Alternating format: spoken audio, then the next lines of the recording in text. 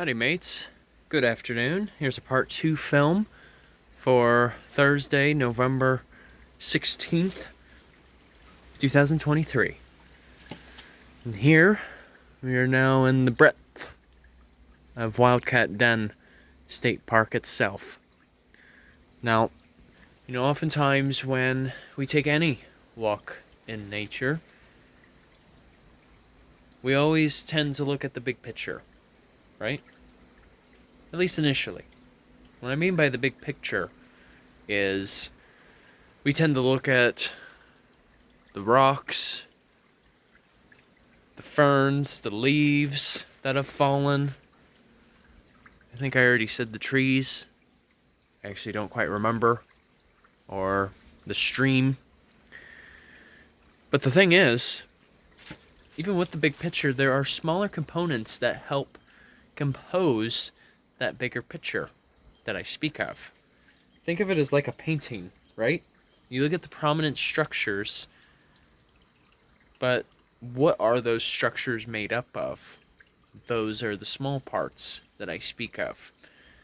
So for this particular film, we're going to look at these guys right here. Or ladies, whichever is your preference. You know the name of this organism? You know the name of this? Let's just say we like some nature. What we're looking at is what is known as lichen. Now, they are neither an animal or a plant. Rather, they're sort of they fall a bit different.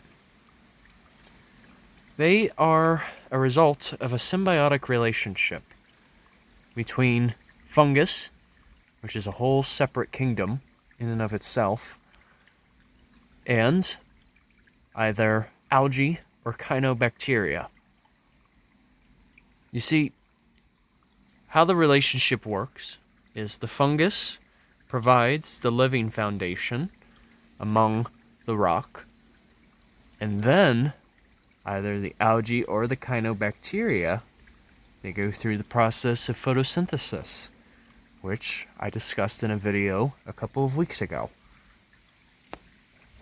And so, as a result, they mutually benefit from one another. We have come to know this relationship as mutualism, which is a great example of a symbiotic relationship. They benefit from one another. Now, lichens are typically broken up into 3 different types: crustose, foliose, and fruticose. This is an example of a crustose.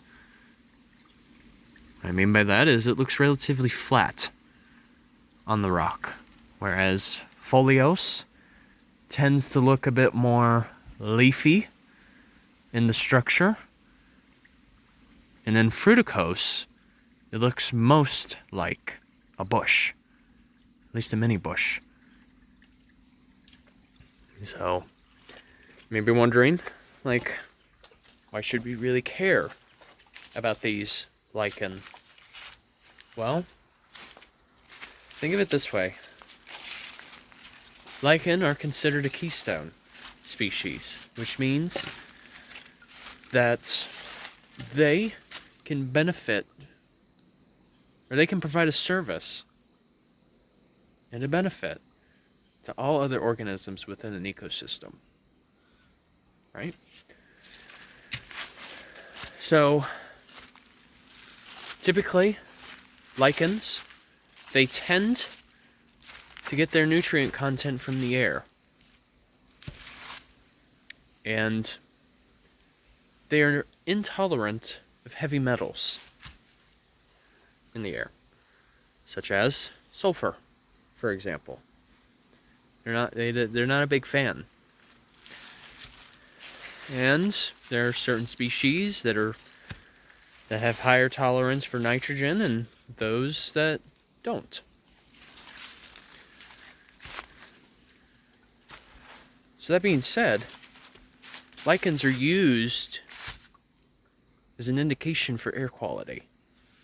The more lichens that are present, that's a good sign. That's a good indication that cleaner air is present. And you figure, in a sense, these lichens, they act as a filter for our air. Think of it this way. Think of a dirty floor, right? Full of dust, debris, you name it. Well, you need to have a tool that cleans that floor. Typically, you'll use either a duster or a mop. Well, in essence,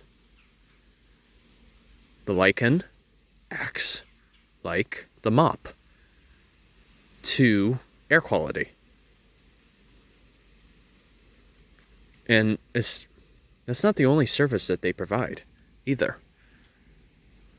Another benefit that comes from them is the fact that they serve as a food source for our wildlife. There's even a particular species called reindeer lichen, which serves as a benefit, as a food source. For another, birds can use it as a nesting material. And last but not least, lichens can also provide a protection from the elements. For the rock, for example, whether it be ice, water, they act as a barrier. And so that makes my point, is the fact that even the small things count. And these lichens really help provide a foundation for really the health of an ecosystem. And so, even with how small they are, and they may not be the most appealing thing right away, does not mean that they do not have a service to provide. And the best part is that their services are provided for free. Quite cool, huh? So, alright, you guys, have a good one. Take care. And of course, journey on a journey is onwards. Have a good one.